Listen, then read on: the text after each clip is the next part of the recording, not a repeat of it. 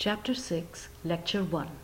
In Chapter 6, we examine the psychosocial development of infants and toddlers during the first 3 years of life. So the infant period is from birth through age 12 months, and the toddler period is from about age 1 to age 3. This is the same pattern that we followed in Chapter 4 and Chapter 5, that is covering the first 3 years of life. And because so many developmental milestones are completed in these 3 years and so many new technical concepts are introduced, these 3 chapters are long and complex, but we'll get through them together. In this chapter, we also skip the last section, which is titled Child Abuse and Maltreatment. This is a very important topic, but we don't have time to do it full justice. You will have the opportunity to study this topic in other classes. We begin by looking at the foundations of the psychological development of infants. We will turn to the social aspects of development in the second half of the chapter. So with these foundations, we begin with the concept of personality. What is personality? Personality is what makes each one of us unique. It is a consistent blend of emotions, temperaments, behaviors, feelings, preferences, likes, dislikes, all of that characterize us as individuals. Babies also show a distinct personality. They too have a consistent blend of emotions, temperaments, thoughts, behaviors, feelings, preferences, and so on. What are emotions? Emotions are subjective responses such as sadness or anxiety or joy or fear or happiness to specific experiences. The same specific experience can be experienced differently by different people, and different people will have this different emotions to the same basic experience. Take the example of the situation where you have to write an exam or a quiz. This is familiar to all of you. Some people who enjoy the subject and are well prepared in them will see the exam or quiz as a challenge that can be overcome. It may be even enjoyable. Other people who don't particularly enjoy that particular subject or who have not had the opportunity to prepare very well may find that same exam or quiz very anxiety provoking. So emotions are these subjective tags, the names of feelings like anxiety, joy, fear, happiness, and so on, that we use to tag specific experiences and store them in our memories. So the next time we have these types of experiences, we tend to have the same emotions about them. The way we express our emotion depends upon our culture and our personality. In different cultures you experience or you express, your different cultures you express things like joy or shame differently. In some cultures, if you feel an emotion strongly, you are expected to show it because that's how people expect and they interact appropriately with one another. In a different culture, you may be expected to not show your emotions, so to keep a more neutral face or a stiff upper lip because it may be considered embarrassing or inappropriate to really openly show what you're feeling. I would encourage you to review Table 6-1, which lays out the timeline of infants and toddlers' psychosocial development from birth through the age of about 3 years. The first signs of emotions showed by newborn babies is crying. It's obvious when newborns are upset. They scream, they wave their limbs around, they arch their backs and keep their body stiff. They are really showing you that they are unhappy. They may be uncomfortable, they may be cold, they may be hungry, they may be in pain. They show you. Infants have specific cries for hunger, anger, pain, frustration, and so on.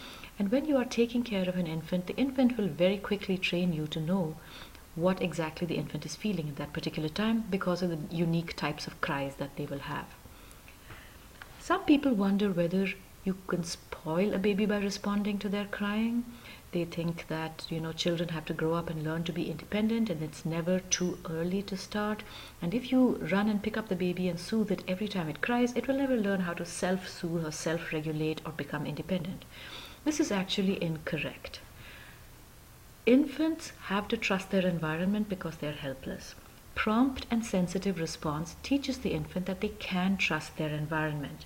If infants learn that they can trust their environment, that gives them the firm foundation to develop self-regulation and independence appropriately at later stages of development.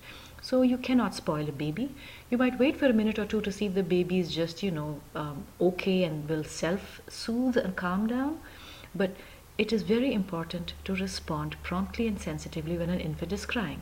Now, this is really challenging when an infant is very cranky and cries a lot, and if the mother or caregiver is busy and overwhelmed and herself may be experiencing some negative emotions, having a bad day or something.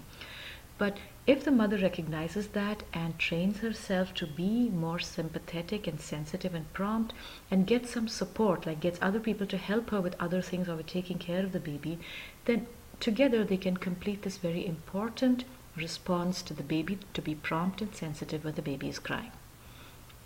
It's actually more difficult to tell when the newborn is happy because basically they're quiet. Babies become quiet when they hear familiar voices, when they're gently picked up, when they're rocked, patted, or soothed. They smile when they are gently moved or they hear high-pitched tones. The infant's early smilings in the first few weeks of life are actually just basic central nervous system reflexes. These involuntary smiles start appearing at birth. The real smiles, the social smiles, start from the second month of age. You can get those smiles when you gently play with the baby or tickle them or kiss them or they hear a familiar voice. The more interactive types of smiling, called anticipatory smiling, start at about age 8 to 10 months.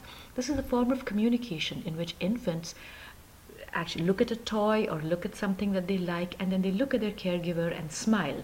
And this refers to the object and the experience and the emotion, and the infants are communicating with their caregivers. So when do and how do emotions appear?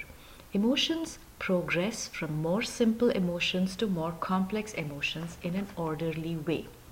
They begin with mostly physiological responses such as hunger, discomfort, cold, pain, and so on, to more true emotions that are feelings based, which start from about 6 months of age.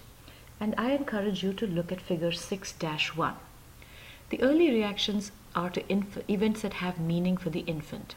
The basic and primary emotions are related to neurological maturation, and emotions can be shown differently in different cultures even though the underlying feelings are the same.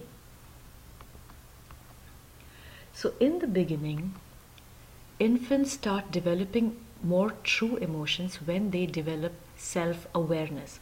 Self-awareness is the realization that you are an individual separate from others. Other people are not just an extension of your wants and desires, and they don't exist only to satisfy you. So when you're crying because you're hungry or uncomfortable, it'll take a little while for somebody to come and respond to you. So that's the beginning of realization that you are separate from others. When that self-awareness is developed, then self-conscious emotions develop. These include empathy, envy, and embarrassment. And this emerges between the ages of about 15 to 24 months. Then children start identifying with other people. They realize that they may not be the focus of emotion, focus of attention, and so on.